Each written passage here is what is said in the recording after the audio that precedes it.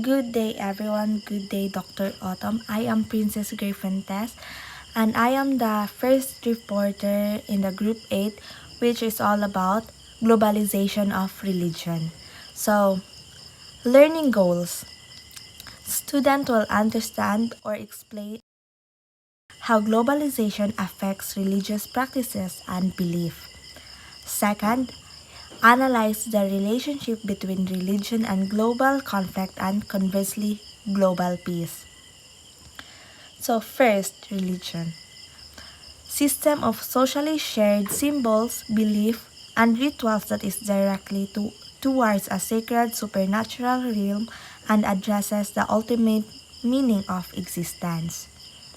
Globalization means the world is becoming more connected through technology, communication, travel, and trade.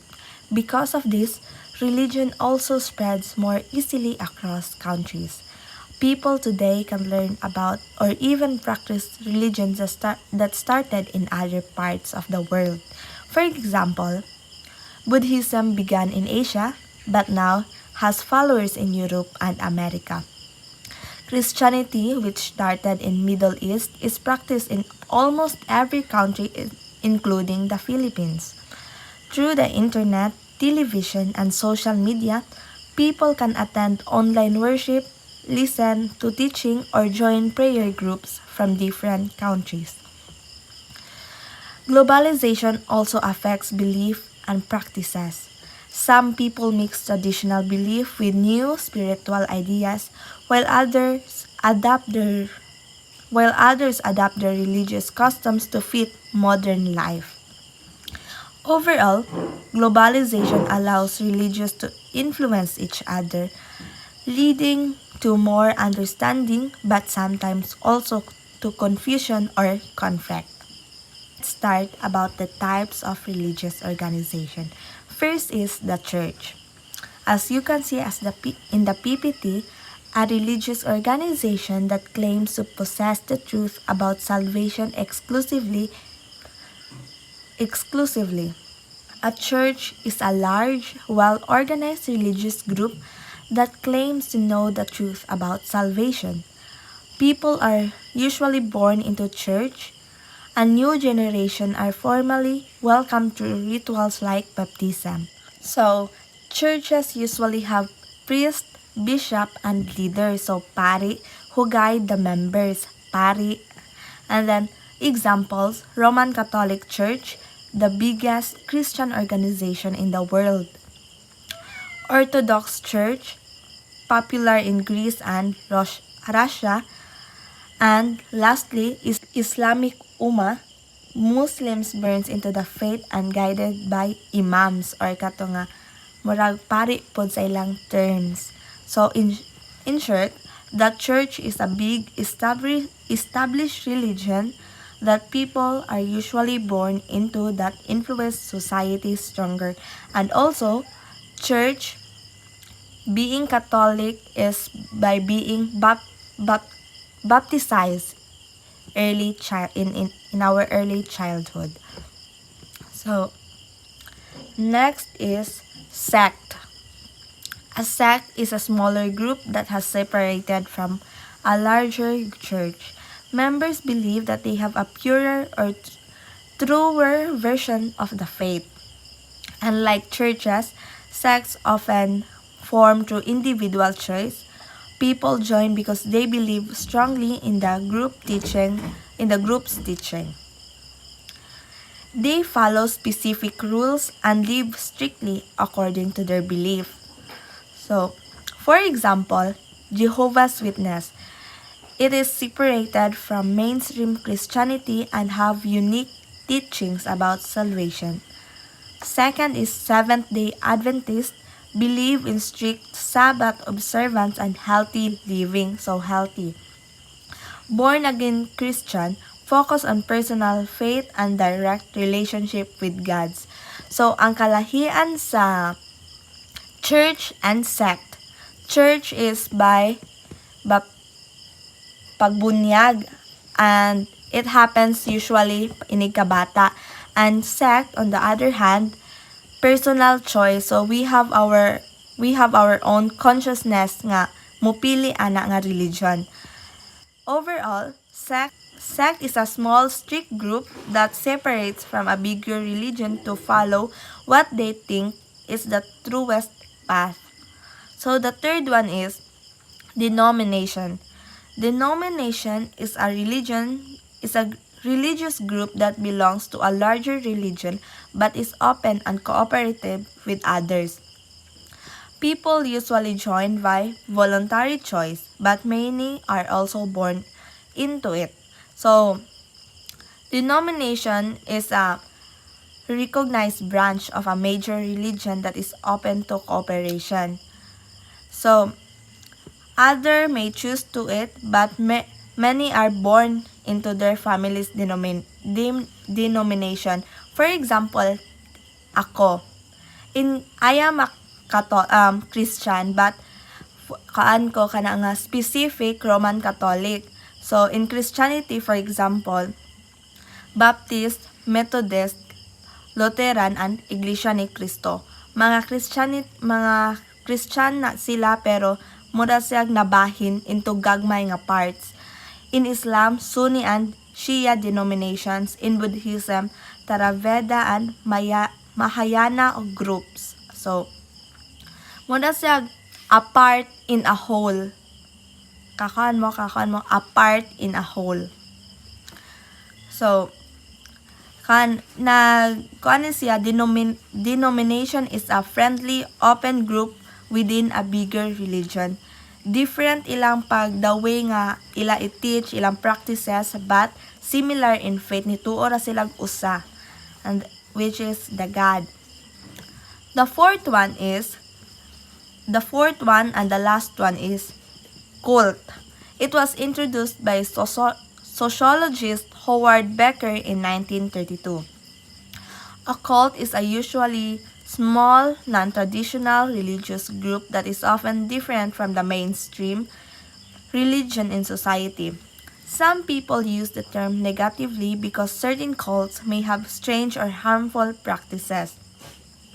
So, the word cult is simply means a new or unusual group. So, lahi ra sila sa ato ang naandan. And then, there have been for example, sa Philippines, there have been small religious groups that follow a single chosen leader or predict the end of the world. So, for example, Kibuloy. So, he is the leader sa ilahang cult. He is the one of the sikat nga leader nga kuan niyang self as the son of the God. And then, so in short, as a cult is a small, new or unusual religion that is often centers around one leader or unique belief. So we have the very last one, the new religious movement, or NRMS, Indigenous Religious Group. The term New Religious Movement, or NRM, was first used by social scientists in 1960s as a more neutral way to describe new or growing religious group. This movement often appear when people are searching for new spiritual experiences or modern meaning of faith. So, NRMS may combine ideas from different religions or focus on personal growth, healing, or energy. So, muna ni sa open for all, like nagguha sa idea sa uban to create another one. Example is the New Age movement, which include practices like meditation, yoga, energy healing, and astrology. So, for example, ila maning i-mix ang new spiritual or personal growth practices. Mauna tong meditation and then yoga. Indigenous religious groups, on the other hand, are the traditional spiritual belief of native communities. These religions are usually tied to nature, ancestors, and local customs.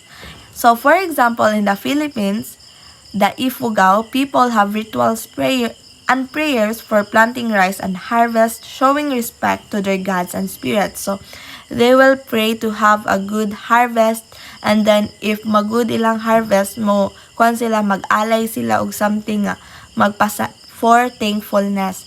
And then for another example is Scientology focuses on self-improvement and mind. It will like yoga, it will clear your mind nga dili ka ma-stress. And then sa El Shaddai in the Philippines, a Catholic charismatic movement.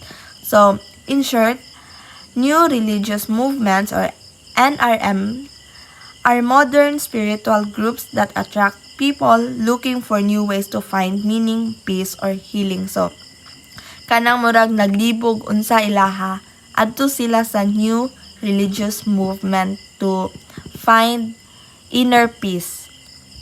And then, so, in summary, globalization allows religion to spread, mix, and influence one another. It helps people understand other faiths but can also lead to misunderstandings or conflicts. Kay we have different point of view or baya kana nga we have different definitions sa ato nga God or sa atong religious.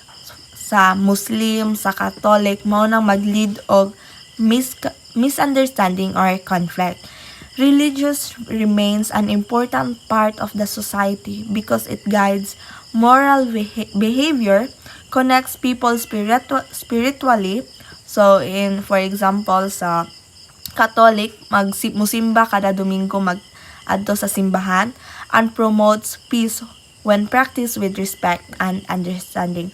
Mag-promote og peace because we have to respect others religious belief. So that's all. Thank you, and we will move to another reporter, which is Teresa Megalupo. Thank you, ma'am. Good day everyone, my name is Teresa Megalupo and I'm going to discuss about the 5 major religions in the world. So before I start discussing about the 5 major religions, let me share small details. Okay.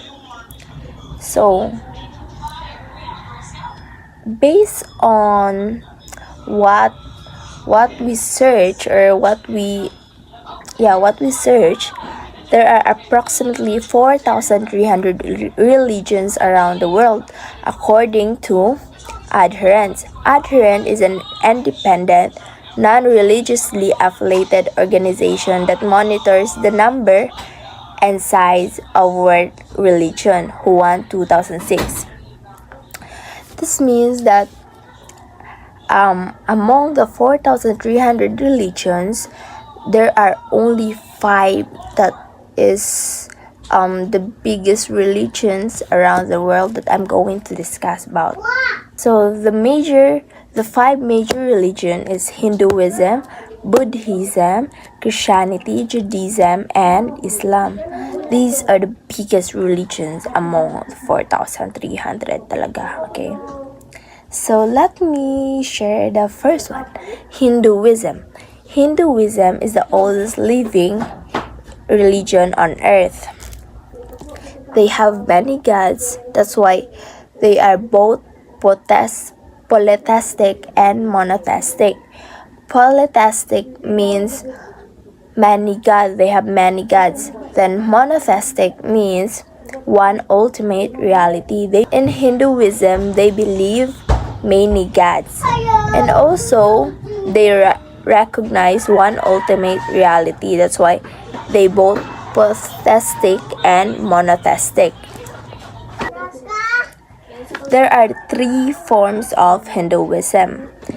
First is the Brahma, the creator, Vishnu, the preserver, and Shiva, the destroyer.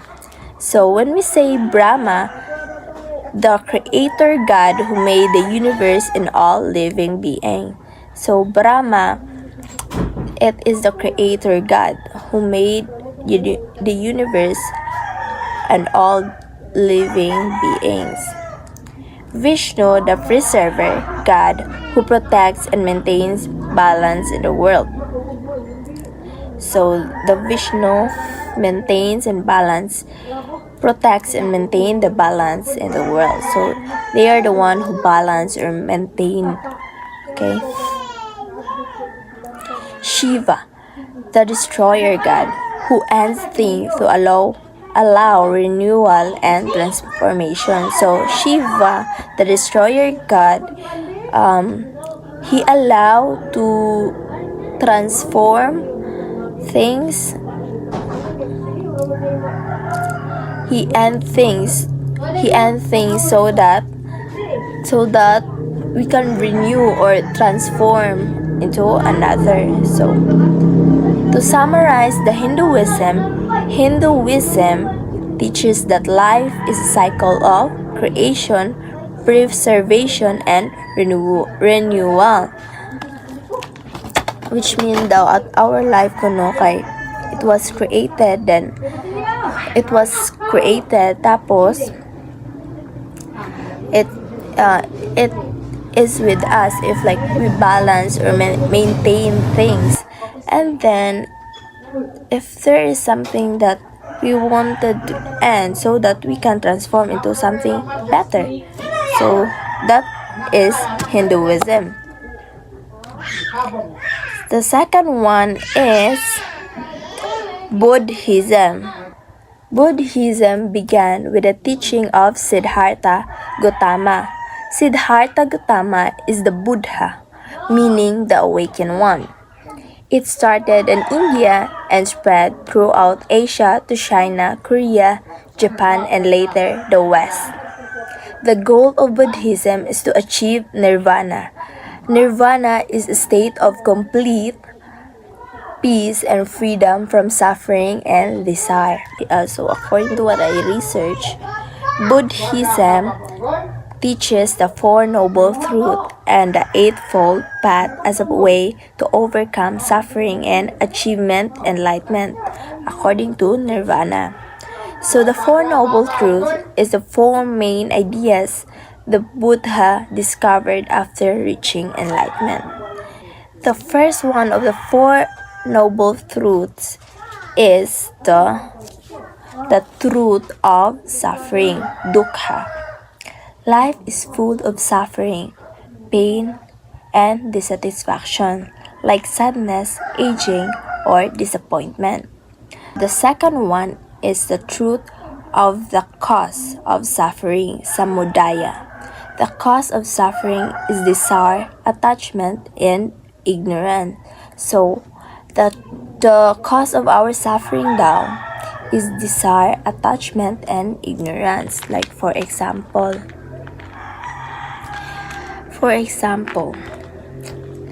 we suffered because we got ignored. So that's what it means by the truth of the cause of suffering, samudaya. The third one is the truth of end of suffering, nirodha. Possible to end suffering by letting go of desire and attachment.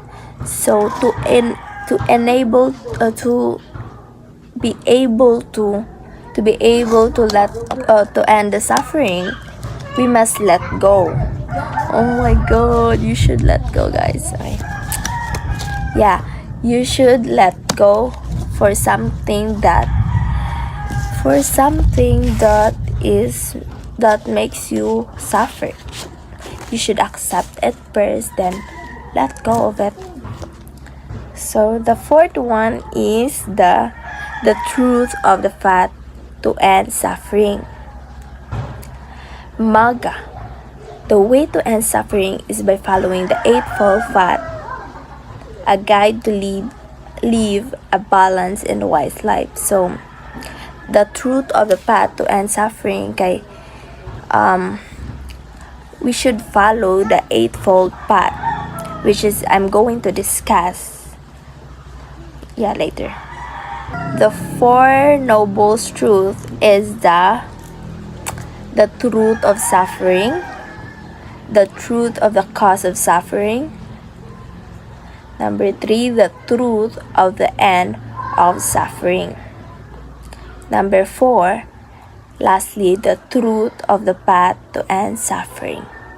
The difference between the truth of the end of suffering and the truth of the path to end suffering is truth of end of suffering is we let go. We end the suffering. We end the suffering by letting go. Then the truth of the path to end suffering, we follow the eightfold path. The Noble Eightfold Path is the guide to live a good and meaningful life. It was divided into 3 parts: wisdom, moral conduct, and mental discipline. Wisdom. So, in wisdom, we have 2 parts, which is the right view and right intention.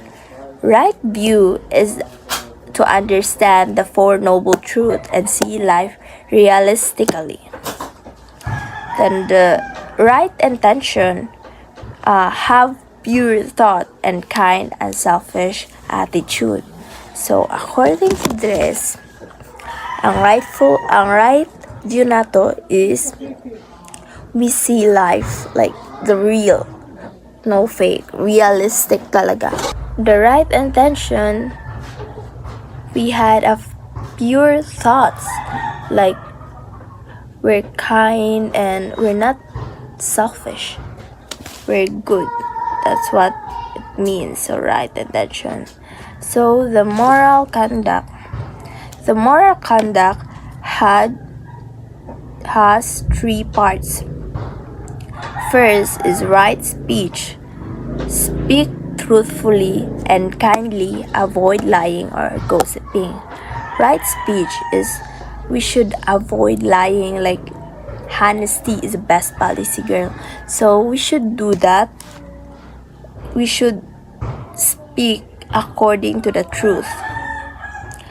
So the fourth is right action, which means do what is good, avoid harming others or taking what isn't yours. So this means that we should do something good that cannot harm other people. And also we should not take what isn't ours. The last of the moral conduct is the right livelihood. Right livelihood is to choose a job or way of living that doesn't harm people or animals. This means that when we're going to choose a job, we should make sure that this job cannot harm peoples or animals. The third one is the mental discipline. Our here samadhi.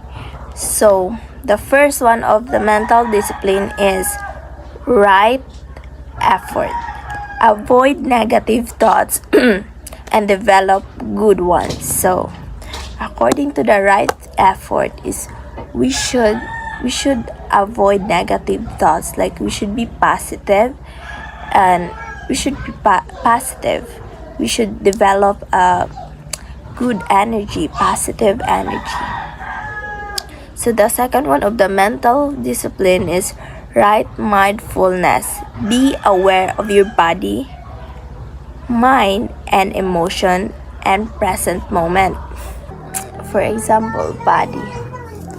We should be aware of our body, like if our body is tired, gigutom na siya. Because if we are not aware of our body, there are possibility nga we can be negative. We can think negatively, diba? Like for example, gutumon ka, Then if gugutom ka, maapektuhan imong mind. Then human if like maapektuhan imong mind, mamudi na ka. So that's why you should be aware of your body, mind, and emotion at the same time. So the third one of the mental discipline, right concentration. Practice meditation to achieve inner peace and focus. So according to this, we should practice meditation so that we can focus, relax, have an inner peace. For example na lang, like you do yoga. So by that, you can achieve your inner peace by focusing and doing something relaxing. So to summarize it, the wisdom is to think right. The moral conduct is to do what is right. Then the mental discipline is to focus right. So in Buddhism, there are the Four Noble Truths and the Eightfold Path. So the Four Noble Truths tell us what causes suffering and how to end it. Then the Eightfold Path shows the way to live wisely, kindly, and peacefully. So overall, the Buddhism focuses on mindfulness, compassion, and our inner peace. Christianity stems from the life, teaching, and death of Jesus Nazareth, the Christ, the Anointed One of God in the first century. It has become the largest of the world religions. Geographically, it is the most widely diffused of all faiths. Christianity, its largest group are the Roman Catholic Church and the Eastern Orthodox churches and the Protestant churches. In addition, there are several independent churches of Eastern Christianity, as well as numerous sects throughout the world. Christianity teaches faith in Jesus as the Son of God and Savior, offering eternal life and salvation through His death and resurrection. So in Christianity based on the life, teaching, death, and resurrection of Jesus Christ way back 1st century. Christianity is also the largest religion in the world. Like, it has so many branches. For example, Roman Catholic, Eastern Orthodox, and Protestant churches. Christians believe in one God and in Jesus as the Son of God and Savior, offering eternal life through faith. So, to summarize all, Christianity centers on love, forgiveness, and salvation. The fourth religion is the Judaism is monotheistic religion developed among the ancient Hebrews. It is characterized by belief in a transcendent God who revealed himself to Abraham, Moses, and the Hebrew prophets. Jewish religion life is guided by the Hebrew scriptures. Judaism is total way of life for the Jewish people, compromising theology, law, ethics, and cultural traditions. Judaism is central to the Torah.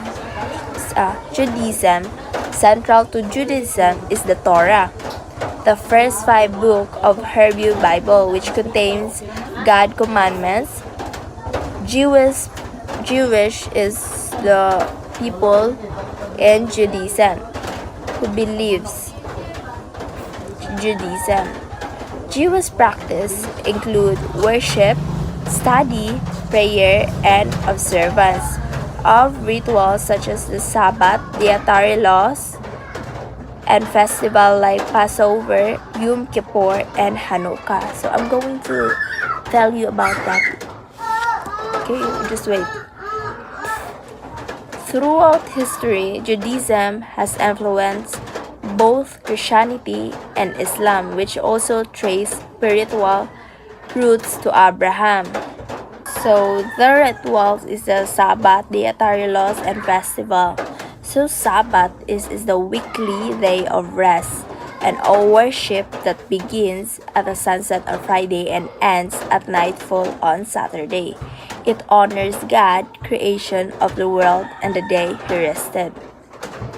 Jews avoid work, spend time with family, pray, and share festival meals. That is the Sabbath. Dietary laws, kosher, rules about what food are allowed and how they must be prepared. So, dietary laws, and there are foods that they are not allowed to eat. For example, pig, diba? So, festival. So, Passover celebrate the Israelites' freedom from slavery in Egypt. So, that is one of their festival, Passover. Yom Kippur, the Day of Atonement, the holiest day in Judaism. It is a day of fasting, prayer, and seeking forgiveness for sin daw. So Yom Kippur kuno, this is the Day of Atonement, like they do fasting, prayer, then ask for forgiveness for their sins. Hanukkah, the Festival of Lights, celebrating the rededication of the Holy Temple in Jerusalem. A menorah candle holder is lit for 8 nights to symbolize the miracle of oil that lasted 8 days. So this is the Festival of Light, celebrating rededication, like they dedicate themselves again in the Holy Temple in Jerusalem, which they lit 8 nights to symbolize the miracle of the oil in 8 days.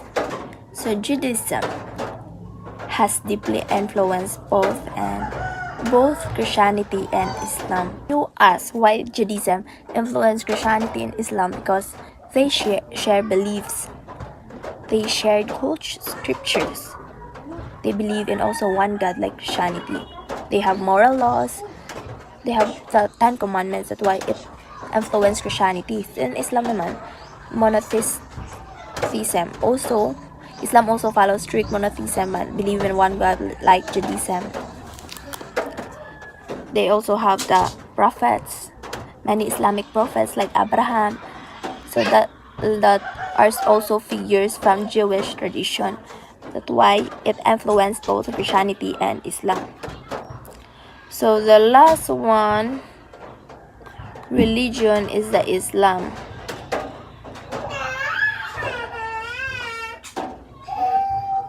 So Islam was promulgated by the Prophet Muhammad in Arabia in the 7th century CE. The word Islam in Arabic means surrender, expressing the central religious idea of submitting to the will of Allah. A believer in Islam is called Muslim. So just like the Jewish, or I mean they also do not eat pigs. That's why they both influence to each one another. Meaning, one who submits to Allah. Muslim is the one who submits to Allah. Allah is viewed as the sole God, creator, sustainer, and restorer of the world. The will of Allah is revealed in the Quran, the sacred scripture of Islam given to Muhammad. Muhammad is regarded as a final prophet in a line that includes Adam, Noah, Abraham, Moses, Solomon, and Jesus. So, in Christianity, our God is Jesus Christ. In Islam, their God is Allah, and Jesus Christ is the one of the one of the prophets. Islam emphasizes five pillars of faith: declaration of faith, shahada, prayer, salat, almsgiving, zakat, fasting during Ramadan, psalm, and pilgrimage to Mecca Hajj. So the five pillars of faith is the Shahada, declaration of faith, is which means there is no God but Allah and Muhammad and his messenger.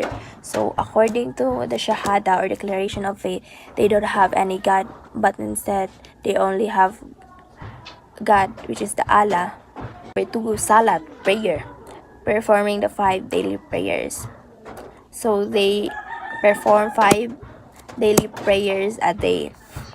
Zakat, charity or almsgiving, giving charity to help poor and needy. Saum, fasting during Ramadan. They do fasting during the month of Ramadan. Hajj, pilgrimage to Mecca, done at least one in a life if, if possible. This is done in once in lifetime if possible. So, Islam emphasizes obedience to God, compassion, and community.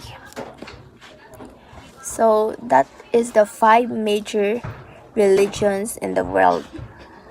We have Hinduism, Buddhism, Christianity, Judaism, and lastly, the Islam. So the five major religions all teach moral values, but globalization highlights their differences and similarity. For example, Christianity and Islam both emphasize charity, zakat, tithing, while Buddhism emphasizes compassion. These common values can promote global peace. So if you have question guys, you can ask me and GC siguro. That's all. Thank you. Good morning, everyone. I am the third reporter, which is my topic all about varieties of religion. The first one is the animatism is a system of beliefs in which supernatural forces rather than beings or the good gods and spirits are dominant power in the universe. It also believes in an impersonal supernatural power or force like mana, and animism is belief that spirits being inhabit the same world as humans but on another plane or of existence. Belief that spirits or souls exist in people, animals, plants, and natural objects, which means animatism is about believing in powers or forces na dili makita like mana. It's not about gods but more on energy or spirit. While animism is the belief nga ang spirits kay ina sa animals, plants, or even objects. In short, everything in nature has life or spirit. So para sa mga tao nga nagtuo ani, nature is sacred jud. Next slide is for this religious classification. This table shows different kinds of religion. The polytheism means believing in many gods like sa Greeks and Hindus. Monotheism means isa ra ka god like Christianity or Islam. Atheism means wala gyud sila Ginoo, and animism kay nagtuo sila nga nature has spirits. So it depends sa belief sa mga tao kung kinsa or unsa ila gi-worship.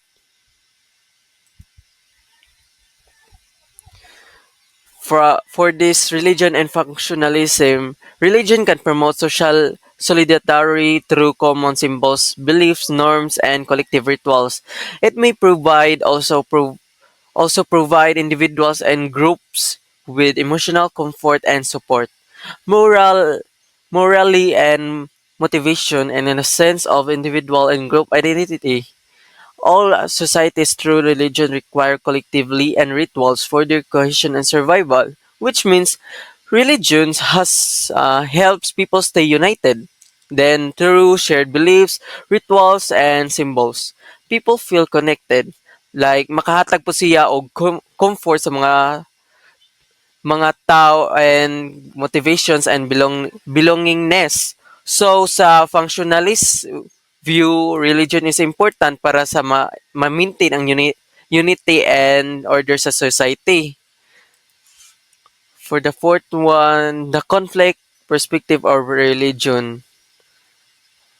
These are the four conflict perspective. Karl Marx. Karl Marx believed the world would be better with religion. To him, religion was a tool of the wealthy and powerful to keep their privilege and oppress the lower classes. Famous quote, religion is the sigh of the oppressed creature, that sentiment of the heartless world and the soul of soulless conditions in the opium of the people, which means Marx said nga religion is like a tool nga sa mga rich and powerful para makontrolon ang mga pobre. So para niya, religion makes people accept suffering, thinking nga maayohon sa langit. Mao bitaw iyang quote nga religion is the ah, optimum yeah opium of the people, meaning makapahupay pero makapapilit sa opresyon.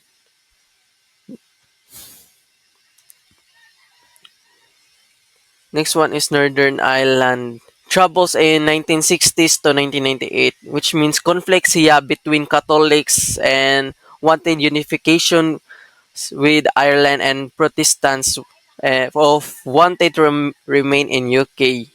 This shows example of religion causing division and ang Catholics gusto unta mag-unite with Ireland, pero ang Protestant gusto magpabilin sa UK. Tungod ani daghang conflict og violence, but in the end nagka-peace through dialogue lesson nga religion dapat magdala og unity, not war. For this, for Max Weber studied religions worldwide and found different effects. Some religions were conservative, maintaining traditions. Others, like, inspired major social and economic movements in Europe and America. For this work, Max Weber, Religion and Social Change, like, Weber studied how religion affects society. Some religions keep tradition, pero others, like Protestantism, help create big social and economic changes. So ang religion dili ang pang spiritual but can also influence progress sa mga society nato. For this secularization and religious movements for this from Rodney Stark.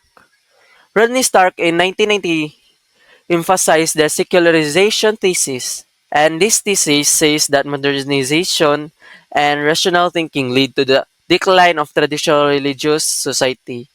For the trivia time, he Desmond Doss, a Seventh-day Adventist, won the Congressional Medal of Honor for rescuing at least 75 men and Hacksaw Ridge during World War II. He was conscientious objector. He refused to carry weapons and never fought on Saturday Sabbath.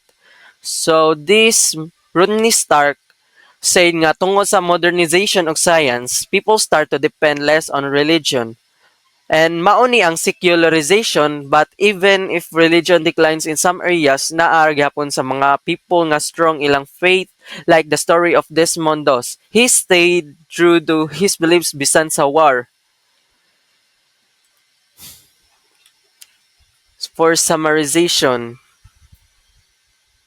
functionalism shows the uniting power of religion, but it may overlook cases where religion divides society. Marx viewed religion as an oppression, yet modern examples like liberation theology in Latin America show religion can also challenge oppression. Weber accused religion drives progress, but not all religions have the same impact on modernization. Some preserve tradition instead. For globalization impact implicates religion in several ways, calling for religious responses and interpretation. For globalization affects religions by reconnecting people from different beliefs. Tungod ani religions interact and sometimes mix. It also promotes religious pluralism, meaning nag-coexist ang different religions peacefully like learning and respecting each other. The second of globalization impact, religions increasingly define themselves in relation to one another in a global context. Because of these porous and transnational styles, religions become less rooted in specific places. Nagpasabot ana because of globalizations, religions influence each other globally. Like people traveling or migrate bringing their faith with them. Na ay mga new spiritual movements and religion becomes part of global culture and even politics. So religion is adapting sa modern world.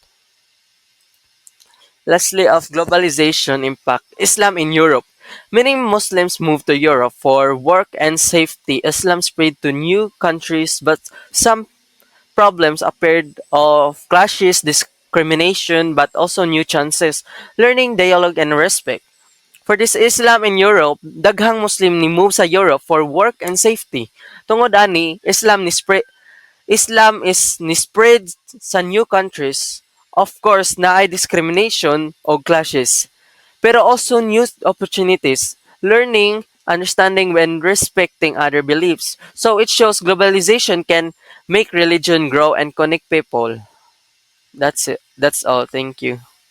Yamyamin Micah Stefanity, and I'll be reporting the perspective on the role of religion in the globalization process.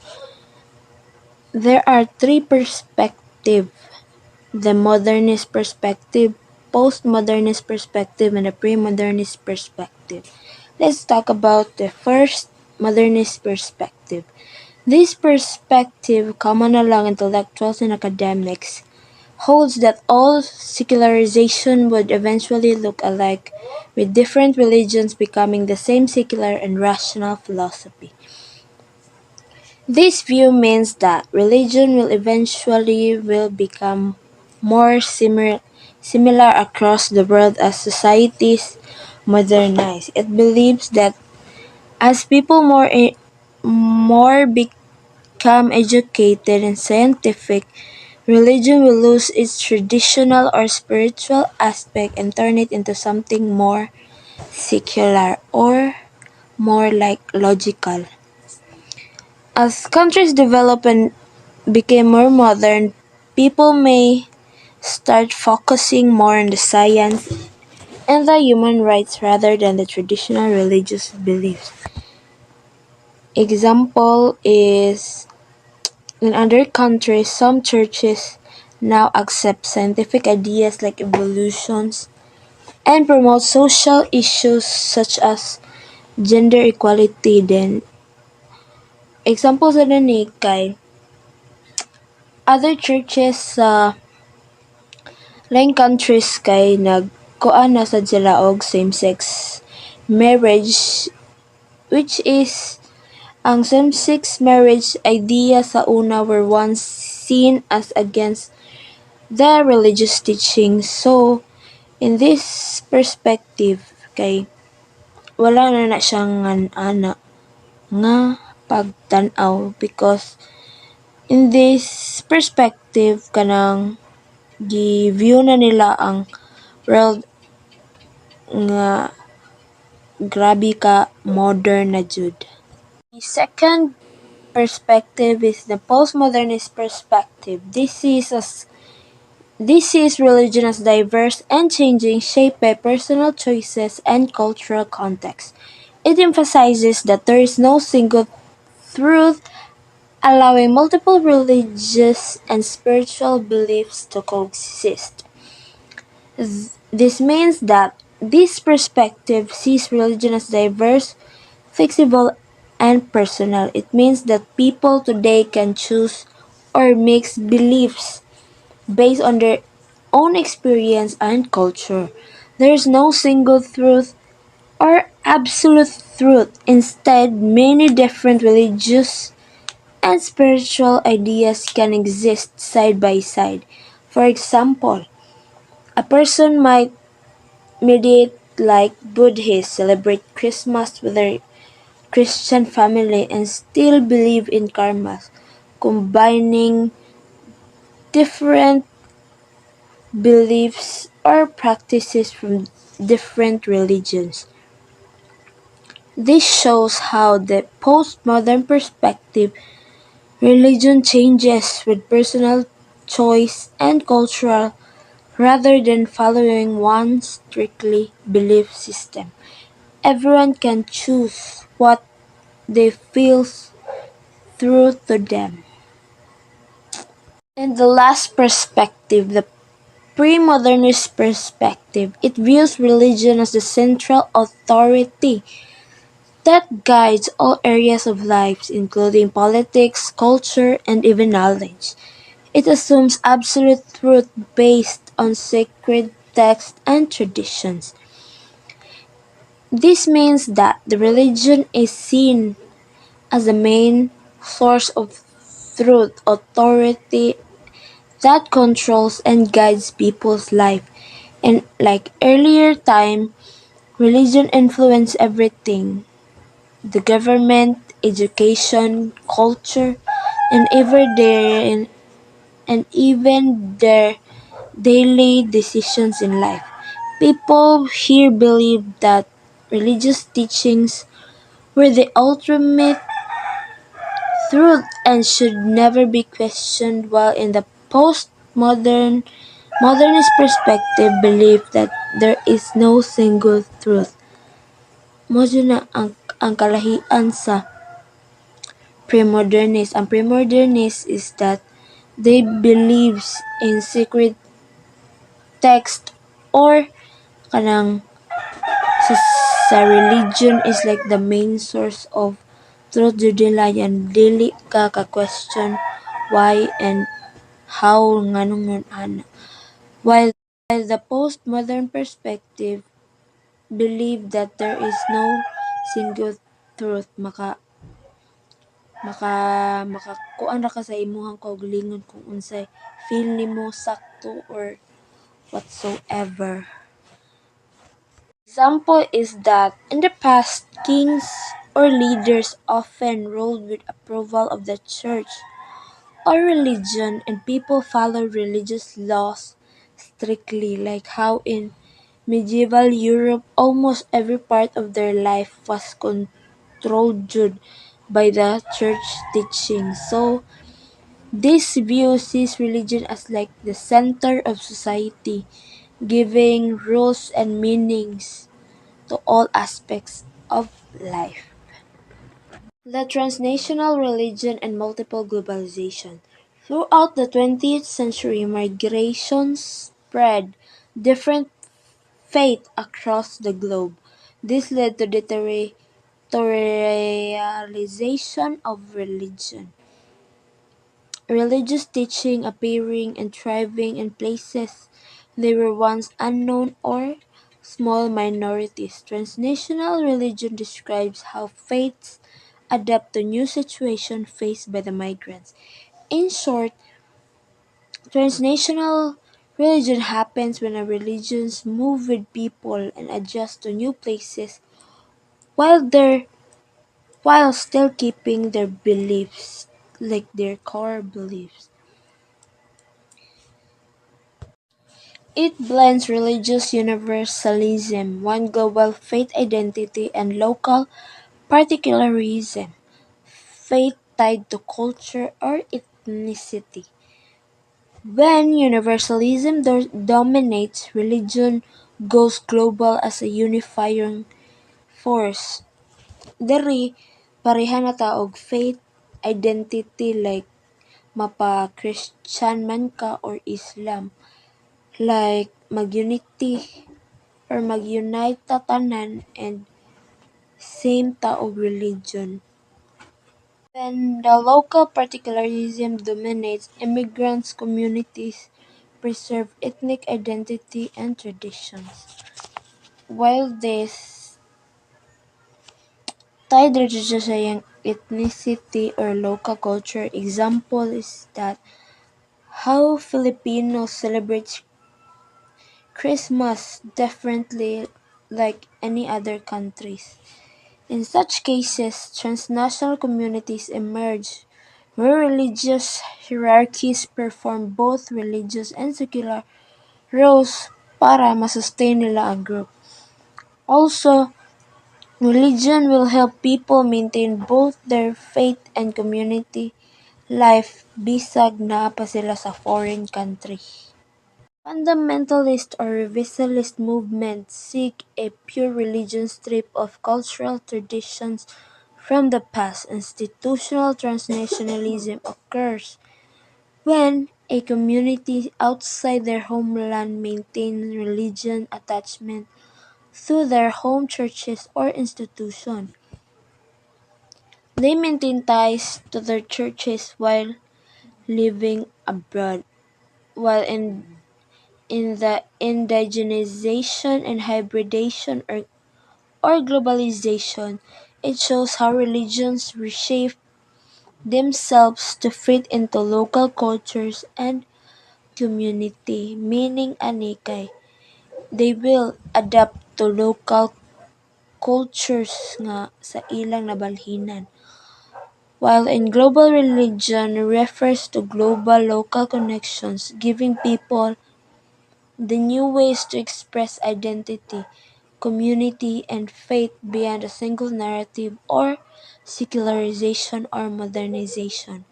In short, religion changes and adapts as it spreads, connecting global beliefs with local traditions. Religions and global peace. Israel Palestine are fueled by politics but shaped by religious identities, showing how globalization spread local conflicts into international issues. Sometimes religion can influence political conflicts. At the same time, globalization allows interfaith dialogue across countries, such as Christians and Muslims working together in Mindanao for peace.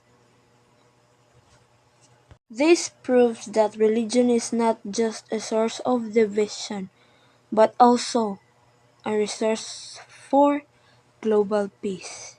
Examples: the church leaders in South Africa helped end apartheid peacefully, while the Dalai Lama teaches nonviolence and compassion around the world. Let's move on to the forms of globalization. There are four concepts: the indigenization, vernacularization, nationalization, and the transnationalization. The main idea for indigenization are religion plus their ethnic culture. The key features help them preserve their ethnic identity, while in the vernacularization, religion and their local language, like sacred texts, practices, and vernacular. While the nationalization, religion is tied to nation. The key features shows use to build or strengthen the nation, while the last one, transnationalization, the religion beyond the nation. The key features that it links to their homeland or to the universal faith. And that's it for my report. I am Yam Yam and Micah Stephanie T. Thank you, everyone.